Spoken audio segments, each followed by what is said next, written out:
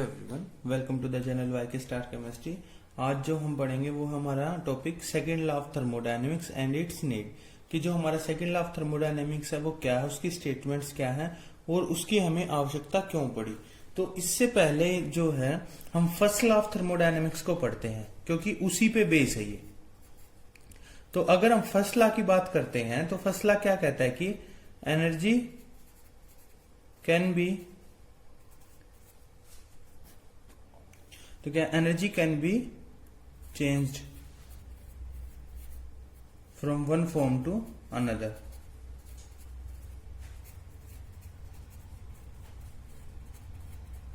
या फिर बोल सकते हैं हम energy can neither be created nor be destroyed.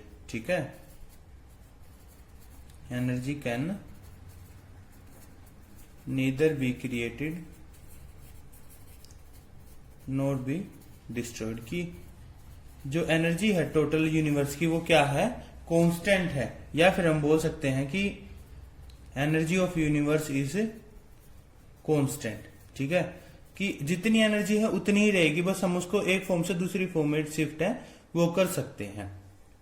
तो अगर इसके हम एग्जाम्पल की बात करें कि जो जैसे हमारा इलेक्ट्रिक बल्ब है वो क्या करता है कि इलेक्ट्रिकल एनर्जी जो हम इसको सप्लाई करते हैं, ठीक है, इलेक्ट्रिसिटी के रूप में, तो वो किस में कन्वर्ट कर देता है उसको, लाइट एनर्जी के रूप में। ठीक है, तो हमने देखा कि यहाँ पे एक एनर्जी दूसरी एनर्जी के अंदर चेंज हो रही है। तो लेकिन यहाँ पे जो मेन बात थी, इसकी लिमिटेशंस क्या थी, क्यों जो है हमें सेकंड लॉ की जरूरत पड़ी। तो इसकी जो लिमिटेशंस थी, पहली है फ्लो ऑफ हीट, या हम बोल सकते हैं इसको कि डायरेक्शन। ठीक है,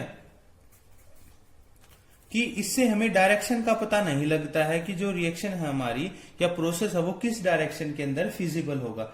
जैसे हम बात करते हैं कि एक बोतल है परफ्यूम की, ठीक है, हमने उसको क्या किया, ओपन कर दिया, तो यहां से क्या होगा, पूरी एयर के अंदर फ्यूम्स आ जाएंगे। ठीक है, एयर के अंदर जो फ्यूम्स आ जाएंगे सारे। लेकिन अगर हम चाहें नॉर्मल कंडीशन में, कोई देखो सिंपल, तो क्या जो ये फ्यूम्स है वे वापस बोतल के अंदर जा सकते हैं? तो क्या है, फ्यूम्स जो हैं अगर हम चाहें वापस बोतल के अंदर चले जाएं तो क्या है, नहीं हो सकता। तो इससे क्या है, इसने ये तो बताया कि जो इसके अंदर एनर्जी होगी वो बाहर आ जाएगी, ठीक है, या बाहर से एनर्जी वो अंदर चली जाएगी, लेकिन इसने डायरेक्शन के बारे में नहीं बताया कि कैसे होगा वो काम। ठीक है, दूसरा है फिजिबिलिटी के बारे में, कि कौन सा प्रोसेस फिजिबल होगा, कौन सा प्रोसेस फिजिबल नहीं होगा, इसके बारे में भी इन्होंने नहीं बताया। बस इन्होंने ये बताया कि एक फॉर्म ऑफ एनर्जी है वो दूसरी फॉर्म के अंदर शिफ्ट हो जाएगी। जैसे हम देखें कि एक पेपर है, कोई कागज है, हम इसको जला देते हैं। ठीक है, हमने इसको जला दिया तो क्या बन जाएगा, इससे एसिड बन जाएगी और कुछ गैसेज बनेगी, राख और कुछ गैसेज होंगी वो वापस चली जाएंगी। लेकिन क्या हम इन दोनों को मिला के वापिस इसको बना सकते हैं? नहीं, ऐसा पॉसिबल नहीं है। ठीक है, नॉर्मल कंडीशन में। तो क्या है, इससे फिजिबिलिटी का नहीं पता लगा और दूसरा डायरेक्शन का नहीं पता कि किस डायरेक्शन में जो है आपका प्रोसेस है वो कैरी आउट होगा। और इसका एग्जांपल देखें हम कि जो फ्लो ऑफ वाटर है, फ्लो ऑफ वाटर कैसे, डाउन हिल।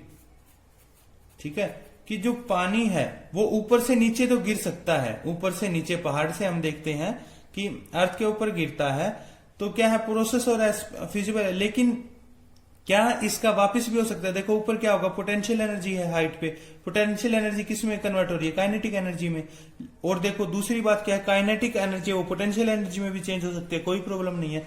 लेकिन क्या है, उसकी डायरेक्शन नहीं बताई कि किस डायरेक्शन के अंदर, किस कंडीशन के अंदर वो फिजिबल होगा।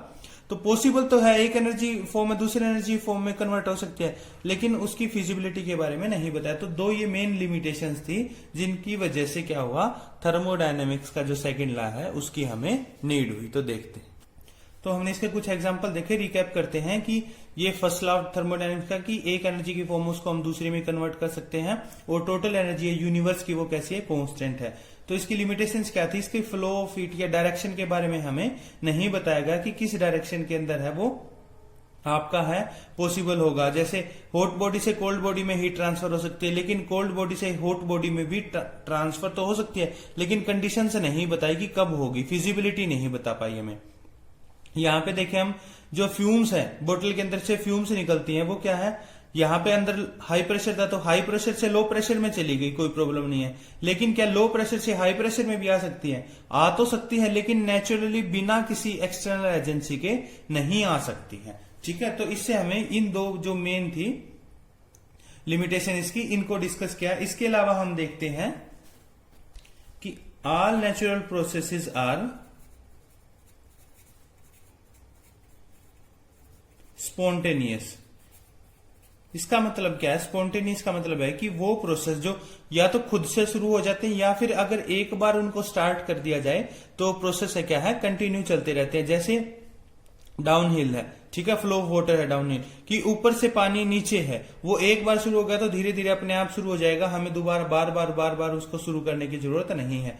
तो all natural process are spontaneous. और इसके बाद यहां पे आती है कि जो स्पॉन्टेनियस प्रोसेस होते हैं वो कैसे होते हैं? इरिवर्सिबल। इरिवर्सिबल का मतलब क्या है कि वो एक ही डायरेक्शन में होंगे, ऊपर से नीचे तो आ सकता है लेकिन अपने आप ही नीचे से ऊपर नहीं जा सकता, हमें कोई ना कोई एक्सटर्नल एजेंसी है उसकी जरूरत पड़ेगी। तो डायरेक्शन और एक फिजिबिलिटी दो मेन लिमिटेशंस थी, इनकी वजह से हमें सेकंड लॉ ऑफ थर्मोडायनेमिक्स है उसका नीड हुई। और अब हम उसकी डेफिनेशंस देखते हैं कि वो क्या बोलता है। तो उसकी भी अलग अलग डेफिनेशंस आई जिनको हम डिस्कस करेंगे। तो बात करते हैं फर्स्ट डेफिनेशन की, कि all natural and spontaneous processes, कि जितने भी प्राकृतिक और स्पॉन्टेनियस का मतलब जो एक बार शुरू कर दिए गए हैं या अपने आप से जो हो जाते हैं, like diffusion of gas from high pressure to low pressure. कहीं पे भी अगर जैसे हम अगरबत्ती जलाते हैं तो वो क्या होगा, अगरबत्ती का धुआं एक जगह पे ज्यादा होगा, और जहां पे नहीं होगा वो क्या होगा, तो हाई प्रेशर से लो प्रेशर की तरफ अपने आप डिफ्यूज होने शुरू हो जाएगा। वहां पे हमने कोई भी एक्सटर्नल एजेंसी की जरूरत नहीं पड़ी। तो वो क्या है, takes place in one direction and are thermodynamically irreversible. तो वो क्या है, एक ही डायरेक्शन में होंगे और अपने आप से वापस दूसरी उसी डायरेक्शन में नहीं जाएंगे। ठीक है, तो इसके बारे में ये क्या है, फर्स्ट लॉ ऑफ थर्मोडायनेमिक्स की डेफिनेशन है एक। इसके अलावा और बहुत सारे एग्जांपल है। तो यहाँ पे हम क्या बताया, डायरेक्शन के बारे में बताया हमें कि एक ही डायरेक्शन में होगा। दूसरा फिजिबिलिटी के बारे में बताया कि वो फिजिबल कितना है। ठीक है, एक ही डायरेक्शन में फिजिबल है, वो वापस भी फिजिबल नहीं हो सकता। इसके अलावा और हम क्या देखें, बहुत बार हमने डिस्कस किया, देखो इसके बहुत सारे एग्जाम्पल हैं, आपको भी थोड़ा दिमाग लगाओगे तो याद आ जाएंगे। एक हो सकता है flow of heat from hot body to a cold body. ठीक है, hot body to cold body, कि जो हाई टेम्परेचर से लो टेम्परेचर में बॉडी है वहां पे क्या हो सकता है, फ्लो ऑफ हीट हो सकती है। लेकिन क्या अपने आप से कोल्ड बॉडी से हॉट बॉडी में जा सकती है? नहीं जा सकती जी। ठीक है, तो यहां पे डायरेक्शन नहीं बताई उन्होंने कि वो जा सकती है नहीं जा सकती है।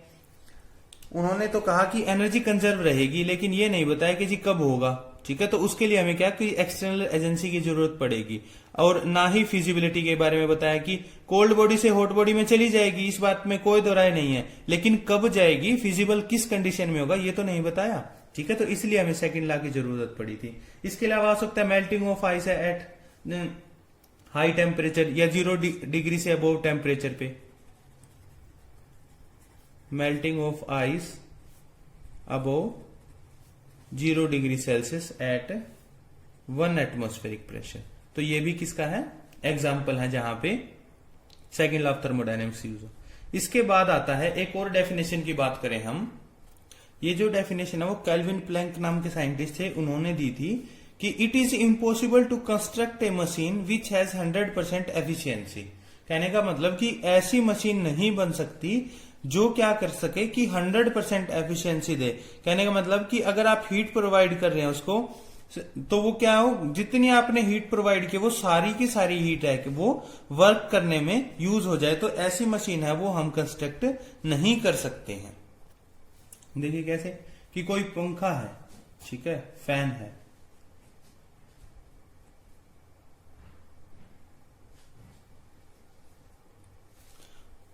हमने इसको एनर्जी दी, ठीक है, हमने इसको लाइट दी है, तो लाइट से क्या होगा, फैन चलेगा। लेकिन आप देखते हैं हमने इसको इलेक्ट्रिकल एनर्जी प्रोवाइड करवाई,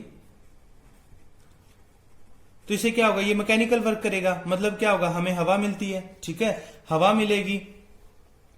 तो लेकिन आप देखते हैं कि जितनी आपने एनर्जी, इलेक्ट्रिकल एनर्जी को सप्लाई की है, वो सारी की सारी क्या है, हवा जो है उसको देने में यूज नहीं होती। हम देखते हैं कि जो आपका फैन है वो कुछ देर के बाद क्या होता है, गर्म होना शुरू हो जाता है। आप कभी हाथ नहीं लगाएंगे देखो, लेकिन वैसे हमें पता है, फील हमने सबने किया है कि क्या है, ये जो मोटर है हमारी, मोटर भी देखी होगी, तो वो क्या है, गर्म हो जाती है। उसका कारण क्या है कि जो आपने इलेक्ट्रिकल एनर्जी प्रोवाइड की थी वो कुछ क्या है, किसके अंदर, हीट के अंदर भी कन्वर्ट हो गई है। उसके अंदर जो फ्रिक्शन लग रहा है, उस फ्रिक्शन को कम करने में भी यूज हो रही है, और उसमें से बहुत सारी किस्में यूज हो रही है, उसको घुमाने के अंदर पंख, इन पंखों को, और ताकि हमें हवा मिल सके। तो हमने देखा कि जो 100% एनर्जी है वो वर्क में कन्वर्ट नहीं हुई है, कुछ ने क्या किया, कुछ एनर्जी ने इसको गर्म भी कर दिया। तो it is impossible to construct a machine which has 100% efficiency. तो ये कैल्विन प्लैंक साइंटिस्ट थे, उन्होंने डेफिनेशन दी थी। और एक और डेफिनेशन है जिसको हम स्टडी करेंगे, वो है क्लेसियस स्टेटमेंट। और जो इसकी लास्ट स्टेटमेंट है वो है कि क्लेसियस स्टेटमेंट की heat can not flow from a cold body to a hot body without the use of an external agency. की कहने का मतलब, जब तक हम कोई बाहर से एफर्ट नहीं लगाएंगे तब तक जो हीट है वो कोल्ड बॉडी से हॉट बॉडी के अंदर नहीं ट्रांसफर हो सकती है। तो जैसे हमारा फ्रिज है, वहां पे भी एग्जांपल लें तो क्या है, हमें एनर्जी है वो प्रोवाइड करवानी पड़ती है, फ्रिज को चलाना पड़ता है, हम बिजली देते हैं, जिसकी वजह से क्या होता है, कोल्ड बॉडी से जो हीट है वो क्या है, हॉट बॉडी के अंदर शिफ्ट होती है। वरना हम देखते हैं कि नॉर्मल कंडीशन में क्या होगा कि हॉट बॉडी से जो है कोल्ड बॉडी के अंदर हीट जाती है। लेकिन जो फर्स्ट लॉ के अकॉर्डिंग क्या है, रिवर्स प्रोसेस भी फिजिबल होगा, क्योंकि एनर्जी तो कंजर्व रहेगी। लेकिन उन्होंने ये नहीं बताया कि कब होगा और उसकी डायरेक्शन कैसे, किस तरीके से हो सकती है। तो उस दौरान हमने क्या है, ये यूज किया कि फ्रिज है वो, जब हम उसको इलेक्ट्रिकल सप्लाई प्रोवाइड करवाते हैं, एक्सटर्नल एजेंसी के तौर पे काम करेगा, तो उस दौरान कोल्ड बॉडी से हॉट बॉडी के अंदर जो हीट है वो शिफ्ट हो जाती है। तो अगर आपको आज की वीडियो पसंद आई है तो लाइक जरूर कीजिएगा, और चैनल पे नए हैं तो सब्सक्राइब कीजिएगा, ताकि आपको वीडियोज है वो रेगुलर मिलती रहे। Thank you.